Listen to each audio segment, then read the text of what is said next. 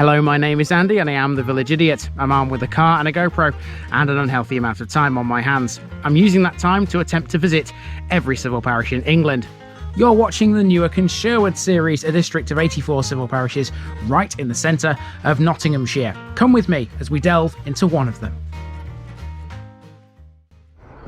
Good morning folks, welcome back to Newark and Sherwood. Now I've got a question for you. How much do we like linear villages? Well, the answer is we don't at all. Thankfully then, of the ones I'm doing today, this is the only linear village and it's also the smallest one, so this should be a good day. We are beginning outside a village hall and a church. These are the first two landmarks. We're then going to walk down this road here as far as the houses go until they stop, and then we'll turn around and come back and use the car for the rest. And there's a pub to see and a cricket club to see further that way as we head towards the next one. This is Kaythorpe.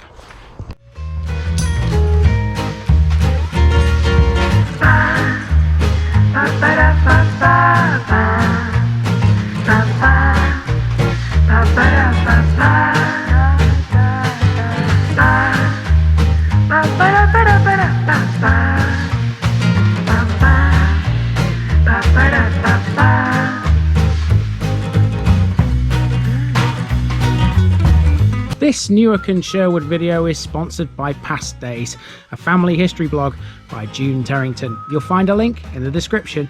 Here's my disclaimer for people who may be watching me for the first time. I say things as I would in my native accent and dialect. As a result, I may not pronounce things in the same way as the locals do. Remember, I'm a visitor. It's impossible to know everything. Leave me a comment, spin me a like and bash that subscribe button. Let's get to today's parish video. Welcome to Caythorpe, another small Newark and Sherwood village located along the River Trent. Technically a hamlet, Caythorpe should not be confused with the Lincolnshire village of the same name. This version sits 10 miles away from Nottingham and stands on a watercourse called Dover Beck, which also gives its name to the local electoral ward. Both the Lincolnshire and the Nottinghamshire versions, though, likely had the same origins when it comes to their names. Derived from Old Norse, Kthorpe means Kati's farmstead. Kaythorpe's Saxon name was believed to be Kari-torp, meaning the settlement of the happy man. And why wouldn't you be happy here? It's a peaceful little place surrounded by lots of countryside. Kaythorpe is a linear village, one of the longest ones we've seen for quite a while. Most of its amenities are clustered around the Queen Elizabeth II Bridge, which crosses Dover Beck. Kaythorpe has a village hall, a church, a cricket club and two pubs, one of which it's said used to be a favourite hiding spot for the highwayman Dick Turpin. There's also an old watermill here too, which is now a private residence and is used by a lady called Judy Firmin. We'll talk more about her as we walk. In all, it's a fabulous little place, generally unspoilt and very attractive. It's Kaythorpe. Let's go, folks.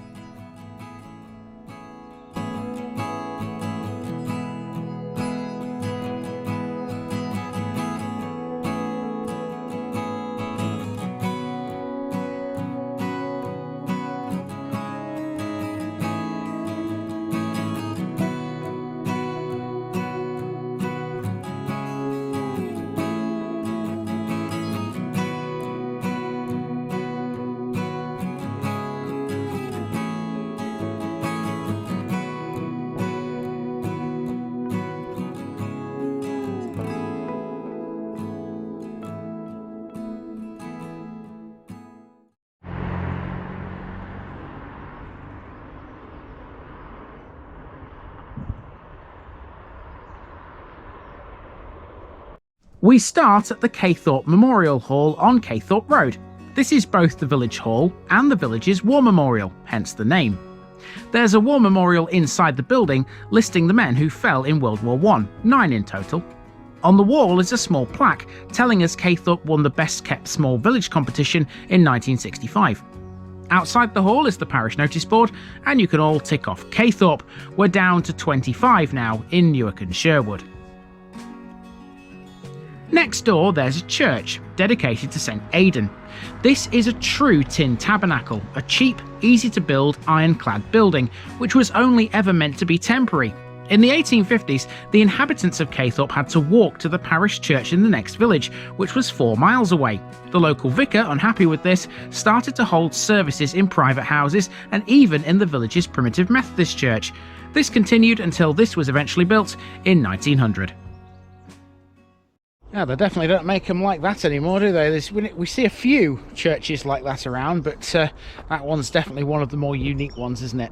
Okay, so now we're going to walk down into the actual village itself. These houses don't go for very far. Keep in mind, I am going to drive the sort of northern part. This is only the southern part of the village. And just before we do, I'm going to show you this. I find all the good stuff. This is just after the church and the village hall. It's a sewage pumping station. Delightful.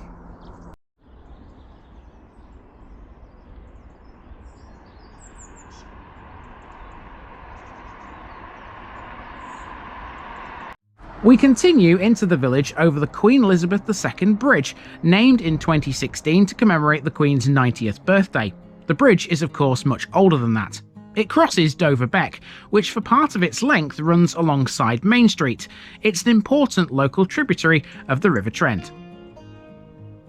Just over the bridge, we find the old red phone box, and this one is a book exchange. This has to be a first, by the way. I've never seen one of these with CCTV before. And now we're walking down Main Street, a wholly residential street barring a pub, which we'll come to. With Nottingham not far away, most residents here are commuters. However, historically, many villagers worked in either farming or framework knitting. As such, there are plenty of examples of 18th and 19th century cottages along Main Street. There's no one distinct style either. Kaythorpe hasn't been overrun by brand new housing estates, and that adds to its rural charm. So all these houses seem to have names, despite the fact they also have numbers. For example, the one behind me is number 22, but it's got a name. It's called the Old Mill. And every single house I've passed along this route so far has had a name and a number. I think that's a little bit unusual, isn't it? Normally it's one or the other. Anyway, our next place to go is definitely named. It's a pub called the Black Horse.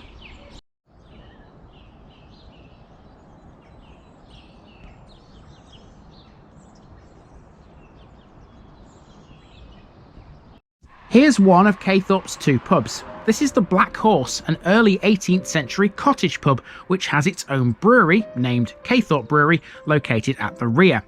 It's yet another pub which is reputed to have been a hideaway of the highwayman Dick Turpin. He got about a bit, didn't he?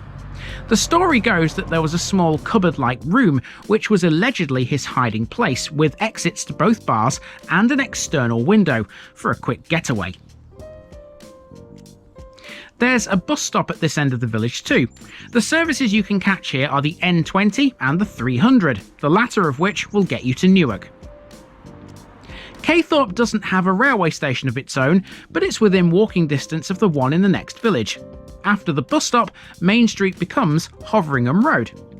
And beyond this area, the houses stop and the road runs off towards the Trent. Let's go back the other way and have a closer look at some of the properties along Main Street. Roadside store, we've not seen one of these for a while. £4 per jar for 2022 organic Kaythorpe honey. And there it is.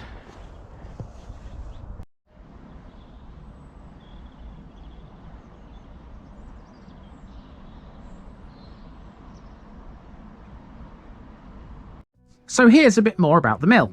This was a water mill and it dates from 1749. It was powered by Dover Beck, which still passes close to the building. The original water wheel still exists, although it's no longer in use. These days, the mill houses a small craft pottery business called Oldie Mill Pottery, owned by Judy Firmin.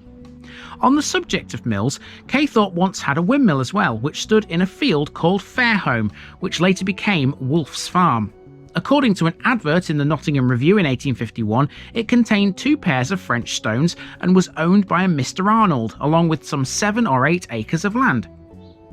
Kaythorpe has had some famous residents in the past too. The cricket commentator Don Mosey lived in Kaythorpe for a short while in the 1950s. Now, I don't normally go to town on cricket teams because I often find information hard to come by. However, I've got a lot for Kaythorpe, so settle in for the last bit, folks. Okay, we're back to where we began. The church and the village hall are behind me, and on the other side of the road you have a nursing home. This is called the Byers. There we go. Looks like a converted barn, if I had to guess. Not totally sure. So there you go, that's just opposite the church and the village hall. Now, we've only seen half of the village, and there's another pub to catch and a cricket club to catch as well, and we'll do that in the car. So we're going to hop into the motor. If you're new, by the way, to the channel, I used to have a blue Punto, but I had to get rid of that. I've now got a silver Mazda. People who have been following me for a while will know that. They'll know I've got a new car. So we're going to use this to drive up towards the cricket club first, and then the pub, which is on like a bend, and then we'll be done with Kthorpe. It's a very small place, so let's get on with it, shall we?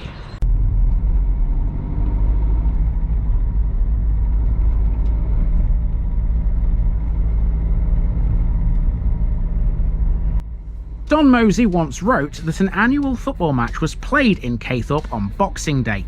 The prize for victory was a barrel of beer donated by the landlady of the Black Horse.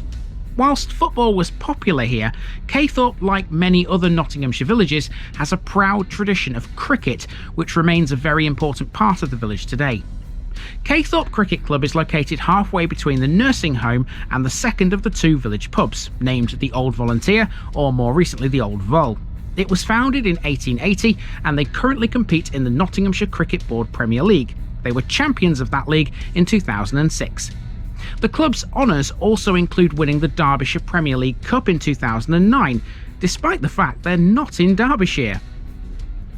Kthorpe have 4 Saturday sides and a Sunday side, as well as many junior teams as part of its setup. They added a women's section in 2020. Kthorpe have had a few notable players. I'm sure the cricket lovers amongst you will recognise names such as Eddie Hemmings, Graham Archer and Ben Phillips.